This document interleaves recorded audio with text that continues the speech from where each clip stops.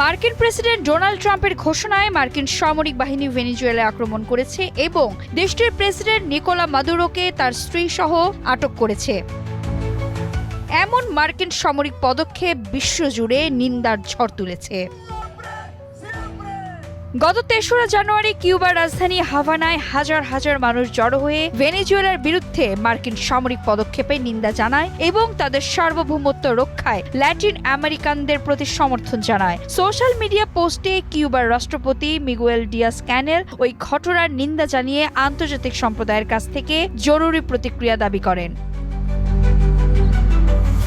মার্কিন হামলার মাত্র কয়েক ঘন্টা পরে হাজার হাজার বিক্ষোভকারী কিউবায় মার্কিন দূতাবাসের সামনে সাম্রাজ্যবাদ বিরোধী প্ল্যাটফর্মে একটি বিশাল সমাবেশ করে। মার্কিন প্রেসিডেন্ট ডোনাল্ড ট্রাম্পের প্রশাসনের নির্মম শক্তি প্রয়োগের তীব্র নিন্দা জানায়। মিগুয়েল ডিয়াজ ক্যানেল এবং অন্যান্য ঊর্ধ্বতন কর্মকর্তারাও বিক্ষোভে অংশ নেন।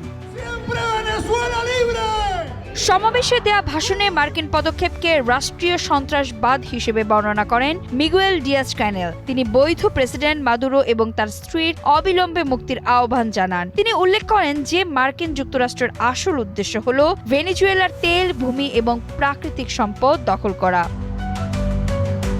ফরাসি পররাষ্ট্রমন্ত্রী জিন নোয়েল ব্যারট মার্কিন সামরিক অভিযানের তীব্র বিরোধিতা করেছেন। অফিসিয়াল এক্স অ্যাকাউন্টে পোস্ট করা এক বিবৃতিতে ব্যারট সতর্ক করে বলেছেন, এমন পদক্ষেপ আন্তর্জাতিক আইনের ভিত্তি নষ্ট করে এবং বিশ্বব্যাপী নিরাপত্তার জন্য মারাত্মক পরিণতি ডেকে আনবে, যা কাউকে ছাড় দেবে না। তিনি জোর দিয়ে বলেছেন যে বাইরে থেকে কোনো স্থায়ী রাজনৈতিক সমাধান চাপিয়ে দেয়া যাবে না। দেশের জনগণই তাদের ভবিষ্যৎ নিজেরাই নির্ধারণ করবে। এক্সট্রিম মশার কয়েল প্ল্যান্ট ফাইবার দিয়ে তৈরি, ডেঙ্গু, চিকুনগুনিয়া বাহি সহ যে কোনো মশার বিরুদ্ধে দেয় এক্সট্রিম সুরক্ষা। এদিকে স্পেনের প্রধানমন্ত্রী পেদ্রো সানচেজ সোশ্যাল মিডিয়ায় বলেছেন, স্পেনীয় সরকার ভেনেজুয়েলার ঘটনাবলী নিবিড়ভাবে পর্যবেক্ষণ করছে এবং স্পেনীয় দূতাবাস এবং কনসুলেট উভয়ই কাজ করছে। উত্তেজনা হ্রাস এবং দায়িত্বশীলতার আহ্বান জানিয়ে তিনি জোর দিয়ে বলেছেন, আন্তর্জাতিক আইনকে সম্মান করা প্রয়োজন।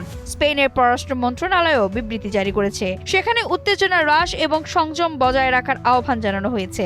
আন্তর্জাতিক আইন এবং জাতিসংঘ সনদের নীতি অনুসারে সকল পদক্ষেপকে সম্মান করার আহ্বানও জানানো হয়েছে। ইতালির পররাষ্ট্রমন্ত্রী আন্তোনিও তাজানি শনিবার সোশ্যাল মিডিয়ায় বলেছেন, তার সরকার এবং কারাকাসে তার কূটনৈতিক প্রতিনিধিরা ভেনেজুয়েলার পরিস্থিতি পর্যবেক্ষণ করছে, বিশেষ করে দেশটিতে থাকা ইতালীয় নাগরিকদের প্রতি মনোযোগ দিচ্ছে। তুরস্কের পররাষ্ট্র মন্ত্রণালয় শনিবার বিবৃতি দিয়ে জানিয়েছে, দেশটি ভেনেজুয়েলার স্থিতিশীলতা এবং ভেনেজুয়েলার জনগণের শান্তি ও মঙ্গলের প্রতি গুরুত্ব দেয়। মন্ত্রণালয় সকল পক্ষকে সংযম প্রদর্শনের আহ্বান জানিয়েছে, যেন বর্তমান পরিস্থিতি আঞ্চলিক এবং আন্তর্জাতিক নিরাপত্তার জন্য প্রতিকূল পরিণতি না ঘটায়। বিবৃতিতে বলা হয়েছে, আন্তর্জাতিক আইনের কাঠামোর মধ্যে ভেনেজুয়েলার সংকট সমাধানে যে কোনো গঠনমূলক অবদান রাখতে তুরস্ক প্রস্তুত।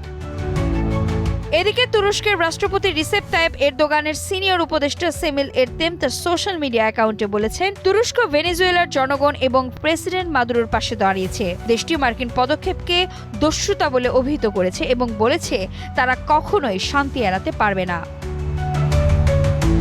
লেবাননের প্রতিরোধ গোষ্ঠী ভেনেজুয়েলার বিরুদ্ধে মার্কিন যুক্তরাষ্ট্রের সন্ত্রাসী আগ্রাসনের তীব্র নিন্দা জানিয়ে বিবৃতি দিয়েছে। বিবৃতিতে বলা হয়েছে, কারাকাস গুরুত্বপূর্ণ বেসামরিক স্থাপনা এবং আবাসিক এলাকায় মার্কিন সামরিক হামলা এবং রাষ্ট্রপতি মাদুরো এবং তার স্ত্রীকে অবৈধভাবে আটক করা একটি স্বাধীন দেশের সার্বভৌমত্বের নজিরবিহীন ও স্পষ্ট লঙ্ঘন এবং আন্তর্জাতিক আইন ও জাতিসংঘের সনদের গুরুতর লঙ্ঘন।